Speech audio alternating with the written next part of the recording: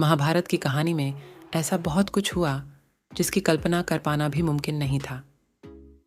इस श्रेणी में द्रौपदी का 5 भाइयों की पत्नी होना मुख्य तौर पर देखा जा सकता है। ईर्ष्या, धन संपत्ति का लालच, मानसिक भटकाव, प्रतिशोध की भावना, घमंड और मानसिक द्वंद्व सभी तत्व इस कहानी में मौजूद हैं। महाभारत की कहानी की अलग अलग विद्वान अलग अलग तरह से व्याख्या करते हैं। महाभारत से संबंधित कई लोकप्रिय कथाएं भी मिलती हैं। इसी श्रेणी में एक है जाम्बुल अध्याय, जिसमें द्रौपदी अपने राज्य का खुलासा करती है। द्रौपदी 5 पांडवों की पत्नी थीं, लेकिन वह अपने 5 पतियों को एक समान प्यार नहीं करती थीं। वह सबसे ज्यादा अर्जुन से प्रेम करती थीं, लेकिन दूसरी तरफ अर्जुन द्रौपदी को वह प्यार नहीं दे पाए, क्योंकि वह कृष्ण की बहन सुभद्रा से सबसे ज्यादा प्यार करते थे। एक प्रचलित कथानक के मुताबिक पांडवों के निर्वासन के 12वें वर्ष के दौरान द्रौपदी ने एक पेड़ पर पके हुए जामुनों का गुच्छा लटकते देखा। द्रौपदी ने तुरंत ही इसे तोड़ लिया। जैसे ही द्रौपदी ने ऐसा किया, भगवान कृष्ण वहां पहुंच गए। भगवान श्री कृष्ण ने बताया कि इसी फल से एक साधु अपने 12 साल का उपवास तोड़ने वाले थे। द्रौपदी ने फल तोड़ लिया था, जिससे पांडव साधु के कोप का शिकार हो सकते थे। यह सुनकर पांडवों ने श्री कृष्ण से गुहार लगाई। भगवान श्री कृष्ण ने कहा कि इसके लिए पांडवों को पेड़ के नीचे जाकर केवल सच वचन बोलने होंगे।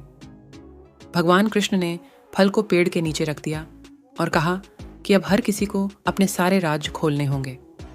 अगर हर कोई ऐसा करेगा तो फल ऊपर पेड़ पर वापस लग जाएगा और पांडव साधु के प्रकोप से बच जाएंगे।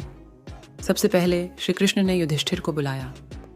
युधिष्ठिर ने कहा कि दुनिया में सत्य, ईमानदारी, सहिष्णुता का प्रसार होना चाहिए, जबकि बेईमानी और दुष्टता का सर्वनाश होना चाहिए। युधिष्ठिर ने पांडवों के साथ हुए सभी बुरे घटनाक्रमों के लिए द्रौपदी को जिम्मेदार ठहराया। युधिष्ठिर के सत्य वचन कहने के बाद फल जमीन से 2 फीट ऊपर आ गया। अब श्री कृष्ण ने भीम से बोलने के लिए कहा। साथ ही श्री कृष्ण ने भीम को चेतावनी दी कि अगर तुमने झूठ बोला तो फल जलकर राख हो जाएगा।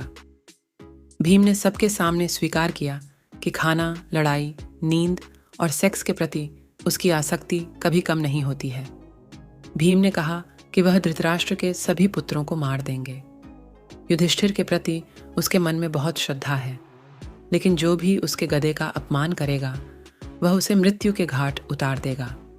इसके बाद फल 2 फीट और ऊपर चला गया। अब अर्जुन की बारी थी। अर्जुन ने कहा कि प्रतिष्ठा और प्रसिद्धि मेरी जिंदगी से ज्यादा मुझे प्रिय है। जब तक मैं युद्ध में कर्ण को मार नहीं दूंगा, तब तक मेरे जीवन का उद्देश्य पूरा नहीं होगा।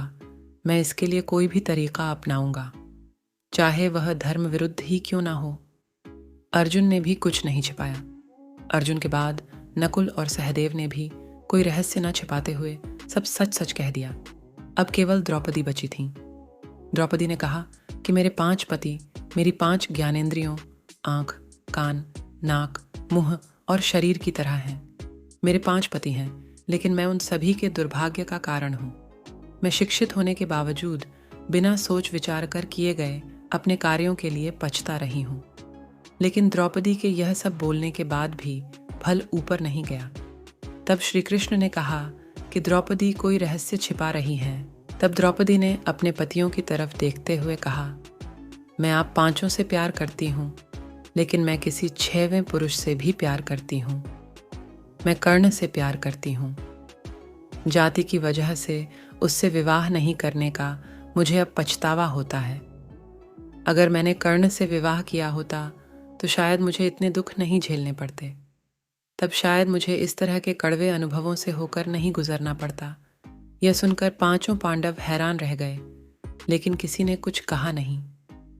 द्रौपदी के सारे रहस्य खोलने के बाद श्री कृष्ण के कहे अनुसार फल वापस पेड़ पर पहुंच गया। इस घटना के बाद से पांडवों को यह एहसास हुआ कि 5 बहादुर पतियों के होने के बावजूद वह अपनी पत्नी की जरूरत के समय रक्षा करने नहीं पहुंचे। जब द्रौपदी को उनकी सबसे ज्यादा जरूरत थी, तो वे कभी उसके साथ खड़े नहीं हुए। इस पौराणिक कहानी का एक निहितार्थ यह भी हो सकता है कि हर किसी के कुछ राज्य होते हैं जिन्हें वह खुद तक सीमित रखता है। कई बार ये राज अपनों को चोट पहुंचने के डर से छिपा कर रखे जाते हैं।